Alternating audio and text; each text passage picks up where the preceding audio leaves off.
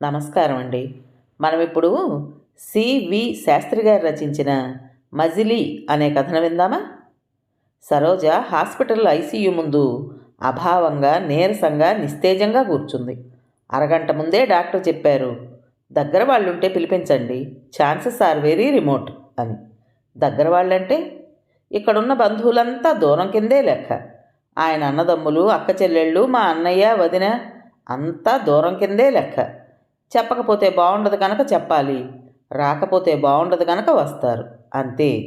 తనకి నాకు స్నేహితులు తక్కువే, ఓ 10-15 మంది ఉంటారు. వాళ్ళకి చెప్పాలి. మా అబ్బాయి కోడలు అమెరికాలో ఉన్నారు, వాళ్ళకి హాస్పిటల్లో జాయిన్ చేయగానే చెప్పాను, రేపటికి వచ్చేస్తారు. ఇంకెవరికి చెప్పాలి?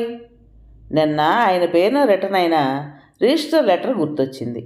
వాళ్ళకి చెప్పాలా వద్దా? చెబితే ఎలా చెప్పాలి, ఏమని చెప్పాలి? డాక్టర్ చెప్పినప్పటి నుంచి అదే ఆలోచిస్తున్నాను. ఆ లెటర్ నా హ్యాండ్ బ్యాగ్లోనే ఉంది. ఆ లెటర్ రిటర్న్ అవుతుందని కానీ, అది నేను చదువుతానని కానీ ఆయనకు తెలియదు. తెలిస్తే రాసేవాడు కాదేమో.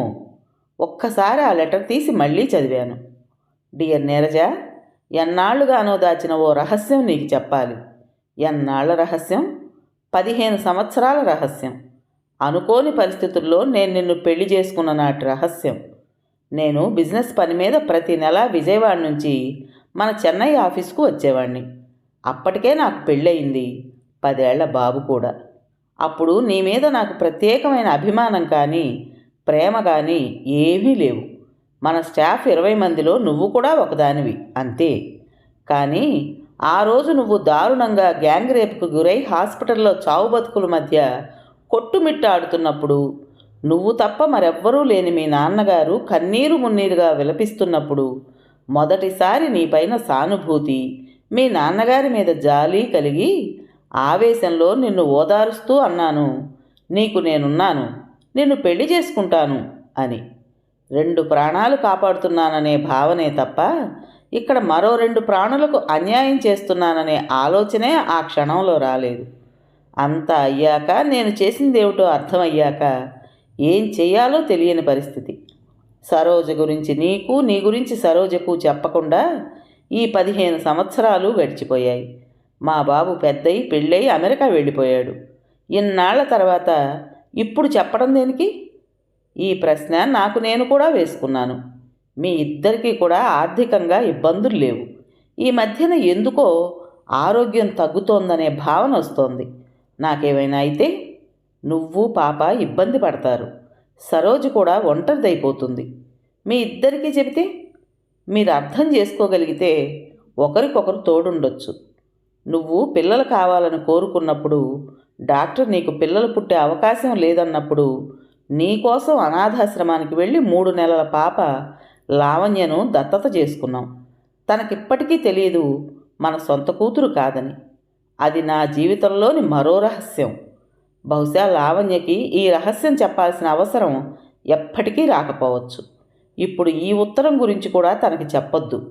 నాకు ముందే పెళ్ళయిందని మాత్రం చెప్పు. నిన్ను పెళ్లి చేసుకున్న పరిస్థితి కానీ, తనని పెంచుకున్న సంగతి కానీ చెప్పొద్దు. తన దృష్టిలో నేను మోసగాడిగానైనా పర్వాలేదు, కానీ ఈ విషయాన్ని తను భరించలేకపోవచ్చు. నీకెదురుగా చెప్పే సాహసం చేయలేకపోయాను. ఫోన్ చేసినా ఇంత క్లియర్గా చెప్పగలిగేవాడిని కాదేమో. నేను 10-15 రోజుల తర్వాత నీ దగ్గరకు వస్తాను. ఈలోపు నీకు ఆలోచించుకునే వ్యవధి ఉంటుందనే ఉద్దేశంతోనే ఈ ఉత్తరం వ్రాస్తున్నాను. నీ రెస్పాన్స్ను బట్టి సరోజకు ఎలా చెప్పాలో ఆలోచిస్తాను. పరిస్థితుల ప్రభావం తప్ప నిన్ను కానీ సరోజను కానీ మోసం చేయాలనే ఆలోచన నాకు లేదు. పాప జాగ్రత్త. భాస్కర్. బాగా తలనొప్పిగా ఉంది. బయటకొచ్చి కాఫీ తాగాను. భాస్కర్కి కాఫీ బాగా ఇష్టం. పడుకునే ముందు కాఫీ తాగ్గానే నిద్రపోడు. ఎవరింటికైనా వెళితే అడగటానికి ఇబ్బంది పడి అలా వాకింగ్కి వెళ్ళొస్తాం అని చెప్పి బయటకొచ్చి కాఫీ తాగేవాళ్ళం. అంత అలవాటు. రోజు మామూలుగా జరిగే ఇలాంటి చిన్న చిన్న విషయాలు ఇకపై ఇలా జ్ఞాపకాలుగా బాధిస్తాయా? ఈ జ్ఞాపకాలు ఎన్నాళ్ళుంటాయి? మనం పోయే వరకునా, మర్చిపోయే వరకునా? రాత్రి 10 అయింది. ఆమెకు ఫోన్ చెయ్యాలా వద్దా ఏమీ తెలియడం లేదు. పోనీ రేపు బాబు వచ్చాక మాట్లాడి చేస్తే? ఈ విషయం నేను డిసైడ్ చేసుకోవడమే మంచిది. ఫోన్ చేయకుండా భాస్కర్ సెల్ స్విచ్ ఆఫ్ చేస్తే ఈ విషయం ఆమెకి ఎప్పటికీ తెలియదు. కానీ ఆమె దృష్టిలో భాస్కర్ మోసగాడిగా మిగిలిపోతాడు. చెబితే మాత్రం మోసగాడు కాదా? చిన్నగా నవ్వొచ్చింది. ఎందుకో చెప్పడమే మంచిదనిపించింది. భాస్కర్ ఫోన్ తీసి ఆమె నెంబర్ డయల్ చేశాను. డాడీ, లావణ్య, నేను డాడీ స్నేహితురాలని మాట్లాడుతున్నా. డాడీ ఎలా ఉన్నారు? బాగున్నారు. అర్జెంట్ మీటింగ్లో ఉన్నారు. మమ్మీతో మాట్లాడాలి. ఓసారి ఫోన్ ఇస్తావా? అమ్మా, ఎవరో ఆంటీ నీతో మాట్లాడతారట. హలో నీరజ గారు, నమస్తే. ఒక్కసారి లావణ్య దగ్గర నుంచి బయటకు వస్తారా? మీతో కొంచెం మాట్లాడాలి. లావణ్య, చదువుకుంటూ ఉండు, ఇప్పుడే వస్తాను. ఫోన్లో మాటలు వినిపిస్తున్నాయి. ఓ నిమిషం తర్వాత, హలో, ఎవరు మీరు? ఎక్కడి నుంచి మాట్లాడుతున్నారు? నాతో ఏం మాట్లాడాలి? మీరు అన్ని ప్రశ్నలు ఒకేసారి వేస్తే సమాధానం చెప్పడం కష్టం. నేను వాట్సాప్లో ఒక లెటర్ పంపిస్తాను, చదవండి. ఇక్కడ కూర్చునే చదవండి. ఓ గంట తర్వాత కాల్ చేస్తాను, అప్పుడు మాట్లాడుకుందాం. భాస్కర్ రాసిన లెటర్ వాట్సాప్లో పంపించాను. కాలం మెల్లగా కదులుతోంది. హాస్పిటల్ నిశ్శబ్దంగా ఉంది. ఉదయం నుంచి ఏమీ తినకపోవడం, హాస్పిటల్ వాతావరణం, అదో రకమైన ఆ వాసన కడుపులో తిప్పుతున్నట్లుగా ఉంది. ఆ నిశ్శబ్దం భయంకరంగా ఉంది. పేషెంట్ భాస్కర్ తాలూకు ఎవరున్నారు? లోపలికి వెళ్ళాను. భాస్కర్ పడుకునే ఉన్నాడు. ఎవరో స్పెషలిస్ట్ వచ్చారు. సోడియం లెవెల్స్ బాగా పడిపోయాయి. ఆయన మాటలు పూర్తిగా విననే లేదు.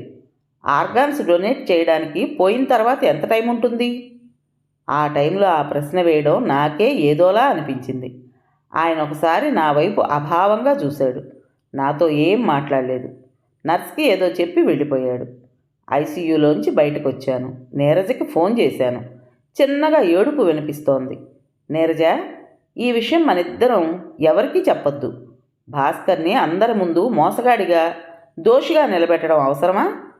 సాధారణంగా మనుషులు బలహీన క్షణంలో ఇలాంటి పొరపాట్లు చేస్తారు. కానీ భాస్కర్ బలమైన క్షణంలో ఈ పొరపాటు చేశాడు. ఇది మనిద్దరి మధ్యనే ఉంచేద్దాం. తప్పదు గనుక లావణ్యకు చెప్పు. చెప్పాలి గనుక మా అబ్బాయికి చెబుతాను. వెంటనే బయలుదేరి వచ్చేయి లావణ్యం తీసుకుని. నువ్వు వచ్చే వరకు వెంటిలేటర్ ఉంచేలా చూస్తాను. ఫోన్ పెట్టేశాను. నాకు ఇంతలా మాట్లాడే ధైర్యం ఎలా వచ్చింది? బహుశా పరిస్థితులు ఈ ధైర్యాన్ని కల్పిస్తాయేమో. అంతేకాదు, ఇంత తక్కువ సమయంలో అసలు పరిచయం లేని నీరజని మీరు నుంచి నువ్వు అనే చనువు తీసుకోవడం ఆశ్చర్యంగా అనిపించింది. తెల్లవారుజాము 4 అయింది. అమెరికా నుంచి అబ్బాయి, కోడలు వచ్చారు. భాస్కర్ పోయిన సంగతి డాక్టర్లు డిక్లేర్ చేశారు. సరోజ, రావలసిన వాళ్ళంతా వచ్చేశారు. మిగిలిన కార్యక్రమాలు మొదలు పెడదాం. బంధువుల్లో పెద్ద ఆయన అన్నారు. ఎంత విచిత్రం! మనిషిలోంచి గాలిపోతే ఆ శరీరం నిమిషానికి ఎంత బరువైపోతుంది. లేదండి, ఇంకో ముఖ్యమైన వ్యక్తి రావాలి. నీరజ అని నా క్లోజ్ ఫ్రెండ్, మా ఫ్యామిలీ ఫ్రెండ్. ఆమె వచ్చే వరకు వెయిట్ చేద్దాం. 9 గంటలకి నీరజ, లావణ్య వచ్చారు. భర్త శవం పక్కన కూర్చుని తనివిదేరా ఏడ్చే అవకాశం లేని నీరజ, డాడీ అంటూ బోర్న విలపించే అవకాశం లేని లావణ్య. ఆ పరిస్థితుల్లో వాళ్ళిద్దరినీ చూస్తే జాలేసింది. 10 రోజుల్లో కార్యక్రమాలన్నీ పూర్తయ్యాయి. అబ్బాయికి, కోడలికి విషయం చెప్పాను. బంధువులంతా వెళ్ళిపోయారు. నేను, అబ్బాయి, కోడలు, నీరజ, లావణ్య ఉన్నాం. అమ్మా, మేము రేపు బయలుదేరుతాం.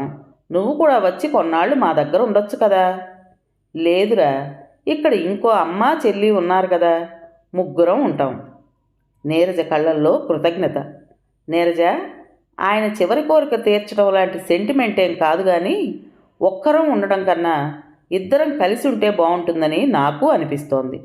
నీకు వీలవుతుందంటే నువ్వు, లావణ్య ఇక్కడికి వచ్చేయండి. నీకు కుదరదంటే ఇక్కడవన్నీ సెటిల్ చేసుకుని నేను వచ్చేస్తాను అక్కడికి. మర్నాడు ఉదయం ఫ్లైట్కి అబ్బాయి, కోడలు వెళ్ళిపోయారు అమెరికా. అక్కడికి చేరాక ఫోన్ చేయండి. ఓ గంట తర్వాత నీరజ, లావణ్య చెన్నైకి బయలుదేరారు.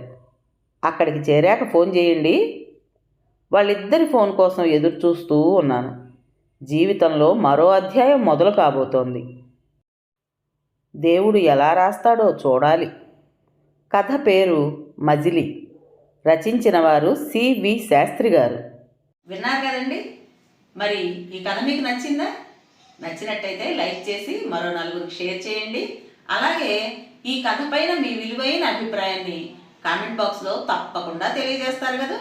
మరి ఇంత మంచి కథను మనకు అందించిన రైటర్ గారికి మనందరి తరపున మనస్ఫూర్తిగా ధన్యవాదాలు తెలుపుకుంటూ, ఇటువంటి మంచి మంచి కథల కోసం కొత్త వాళ్ళు మన ఛానల్ని తప్పకుండా సబ్స్క్రైబ్ చేసుకోండి.